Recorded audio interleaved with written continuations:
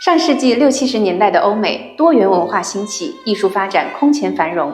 在那个年代，享誉国际的海外华人艺术家中，巴黎的领军人物是赵无极和朱德群，而纽约则有丁雄泉独树一帜。他一生风流潇洒，笔下的人物与色彩香艳大胆，却不失幽默雅致，展现出令人难以抗拒的魅力。尽管在国内相对鲜为人知，但早在40、50年前，丁雄泉的知名度已遍及欧美，且藏家基础深厚。过去的15年中，他的市场稳中盈涨，后势强劲，有望成为全球华人艺术市场中下一位指标性人物。本期视频带你走进香港老牌画廊 Alisan Fine Arts 的纽约全新空间，盘点丁雄泉个展中的投资级佳作。Hello, Dan. Hi, so Kieran. wonderful to see you again. Good to see you too. Thank you. This is my first video in 2024, the year of the dragon. Nice. And happy Chinese New Year. Happy Chinese New Year. I know this exhibition is also Alisan Fine Arts' first exhibition at the New York location that pays homage to Walasse Ting, a celebrated Chinese American artist who is known for his expressive and vibrant works of art. So please tell me about the history of the gallery and its connection with this artist. Yes, so as you mentioned, this is Alisan Fine Arts' new location in New York. It's the first location for the gallery in the US. A bit about the history of the gallery. Alisan Fine Arts was founded in 1981 in Hong Kong by Alice King and Sandra Walters. The idea behind the gallery was to focus on Chinese diaspora artists who were working abroad but were not so well known in Asia. And so artists like Walasse Ting, he was one of the very first artists they showed in 1986. He was already very well known in New York. He had shown at the Guggenheim, he had showed with many very well known artists here. But he wasn't so well known in Hong Kong and in China, so they introduced him there, and this is actually the 12th exhibition for Ting. And he has this 40-year relationship with the gallery, so as we open here in the US to show this Chinese-American artist, makes perfect sense. And I think this exhibition offers a remarkable opportunity for everyone to comprehend the distinctive styles and underlying narratives behind the masterpieces created during each phase of his artistic career. So shall we pick a few works and talk about them in detail? Would love to. Walasse Ting moved to New York in 1958 via Paris. So he was in Shanghai, then Hong Kong, moved to Paris to be an artist in the 50s. And everybody was there. Then in the late 50s, everybody came here to New York. So same with him. This piece was painted in 1959, just a year after he arrived here. We have a couple of works from those early years. And this is very much when action painting was being practiced, a lot of artists here in New York. And so you can see that he's using ink actually on the canvas and splashing it. A lot of these were actually painted in a very tiny studio. A lot of these were actually painted on the roof.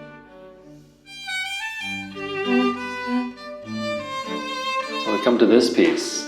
This is from 1974. Walasse Ting is very, very well known for his love of color. He loved it, and he used bright, beautiful colors, bold colors his entire career. This piece, again, you still see a lot of that movement, the splatter of paint, but you also see that this could be figurative in a way as well, flowers. So one thing I'd like to point out is he not only loved color because of its vibrancy, he also loved the technical part of it, meaning that during this time period, 70s and 80s, they were always inventing new colors, brighter, bolder, neon colors. It's so interesting you mentioned that. Walasse Ting referred to himself as the flower thief. He once said, "Paintings are my honey, colors are my flowers, and velocity is what required of a thief. He must paint as speedily as he draws a gun." I really love the humor and effortless charm conveyed in his artworks, and I think this painting serves as a beautiful example to show this idea. So here we have this beautiful canvas with a woman looking out from behind flowers. Something that Ting was so great at capturing was painting eyes and a little bit of expression on the face, he's able to capture some emotion. As you look more at his different paintings with women, you start to notice that it's very subtle, these simple lines, but you get the feeling that she is in thought looking at you. This is one of my favorite paintings in the show.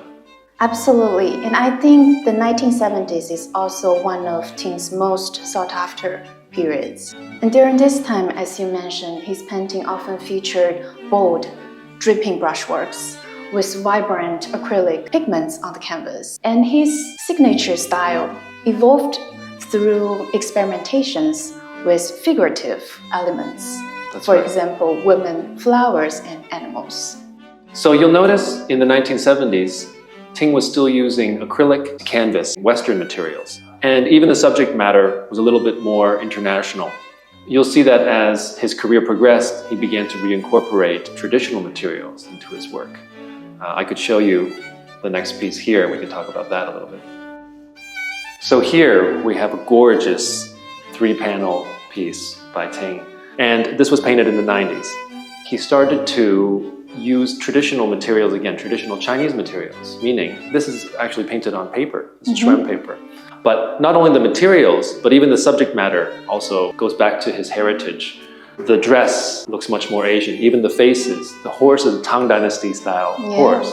I spoke to his daughter Mia, and she told me that he became more comfortable and he wanted to reincorporate his Chinese heritage again after he was able to visit China in the 80s. After that visit, he realized just how homesick he was. From the perspective of art history, Walasse Ting's art bridges the gap between ancient Chinese aesthetics, European avant-garde movements, and American pop art.